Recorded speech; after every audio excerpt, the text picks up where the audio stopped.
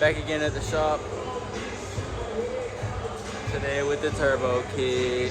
So we are about to start taking stuff off, and then we're just gonna test fit for today, and then maybe put it on. I don't know yet, but we'll figure it out. It's a Rev 9 turbo kit, I believe. We're gonna take our current intake off. We're gonna have our intercooler piping running down here, and then come up through here somewhere. I'm gonna start taking this off, just by that, and then this will come off, and then we should be good. So we got the first pipe on, so I didn't record from before. We have it lifted up already, but that's the first pipe. You can see the blow off valve right there. This is our next pipe that we are gonna have to try, and I'm guessing we're gonna pull it down and then have it try and slide through this place, because this, all right, but we're gonna try and get the pipe to come from there down and then around this frame or whatever. So we're gonna try and get it around that and then out the front, so the intercooler can sit right over here. Front bumper is off. So ugly, bro. Weird without a bumper. All right, so that's that pipe right there. So now we are going to try and wrap that one around there. We just got that on, and it is coming out perfect.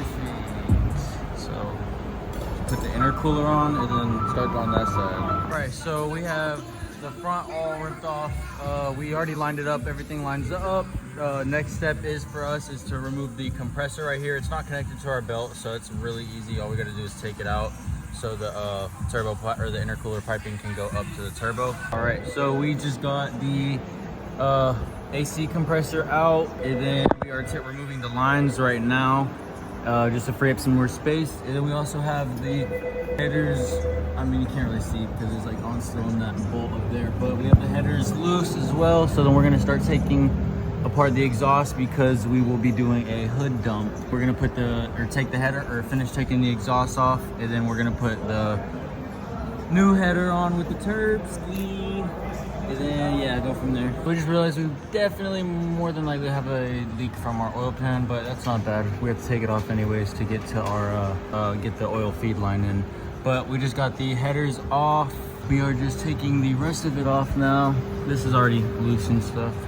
I'm gonna go ahead and help him with that, and then we are good. We just got we're putting the headers on right now, but turbo is basically on. We're just gonna have to bring get the piping from here to go out here, and then wrap around to the intercooler. We are almost done. Just got this piece in right here. Well, I got this piece in from the turbo, coming down from the turbo, and then I got that piece in, and then now just for the intercooler, and we're basically set. Looks like it's gonna line up for the most part, so I don't know, but we shall see. Alright, so it is basically all done. We just have to get the mount for that so it stays upright. Turbo's on, piping's in, everything's good to go. Just need to get the turbo feed and return line set up, and then a tune, and we're good to go. Day 2. Alright, day 2, we are back. I am just now cutting the wheel well. I already cut a little bit of it. That's that. But it wasn't lining up with this right here. But this side looks like it should fit perfectly for the bumpers. So I'm just gonna finish cutting this, just trying to make it like a little bit more flush. Yeah, I got that piece off, so it's nice and more so straight. So I'm gonna try and zip tie this up maybe for now, just so it's kind of holding better in place. I'm gonna go ahead and zip tie this stuff up. This was from the compressor, so I'm gonna go ahead and zip tie this up somewhere. All right, so that is done, and now I just finished zip tying. So I put like a zip tie around there, and then I put the other one through the frame, and same thing with this side. And then now I'm just gonna tighten down these screws just to make sure that it's being held down properly, and then we're good to go. It's pretty sturdy, honestly. So the zip ties up there, and then we also did a couple right here. Just one more to hold this up, and then a couple right here to hold that up. Everything is looking good so far. I just took the feed or the return line off, because me and my buddy are going to run up to Advanced or Napa or whichever one has it and get the fitting for it, so that we can drill it into the oil pan just like that for the return line. And then the spacer or the sandwich plate comes in tonight for that, so then we can get the feed line in. I'm gonna use some brake cleaner to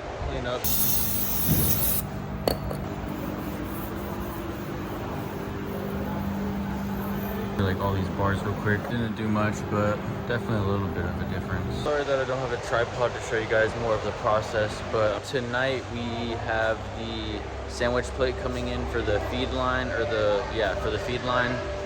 And then tomorrow I'm gonna put that on, as well as the return line. So then we're gonna finish it all up tomorrow, and then get it tuned on Sunday or Monday.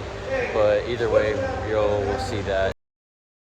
All right, day 3 with the Integra turbo kit build, or whatever you want to call it. Sorry for the music again, but intercooler's on, everything's on basically. All the leftover parts came in. I've already started doing some of the vacuum lines. I did this one, and then I also did the blow-off valve to the back of the manifold. This one right here just goes from here, and I'm just gonna hook it up to that pipe right there. It's on the turbo. You can kind of see it. For our oil return line, this is the part that connects to the turbo. I had to make our own gasket, but I got some of this. So it's oil resistant gasket. So you just put it on there and let it sit for about an hour. So I just went ahead and did that. Now I'm draining the oil, and then I'm gonna start, these are all 10 millimeters all around here, and I'm gonna start taking the oil pan off. But you're also gonna have to take this plate off that's covering the clutch or flywheel to get to these bolts right here. All right, so oil filter is there. This is the sandwich plate I was talking about. So you're gonna screw it on. This will be your feed line. This will be your either temperature gauge, and then this one will be your pressure gauge, I believe. I'm gonna go ahead and put this on. So all you do is just put it on like that, and then this piece, this threads on the inside that goes on to the original. And then you just screw that. But first, I'm going to take this off and connect my feed line, which is right there. All right, so the fuel feed line is on, and now I am going to hook it up. All right, so gasket is on. Here is the return line that's coming from the turbo. That's the part that I put the gasket on. I would recommend lining up, like holding your oil pan up, and then like marking where you need to drill it, just so you don't mess anything up.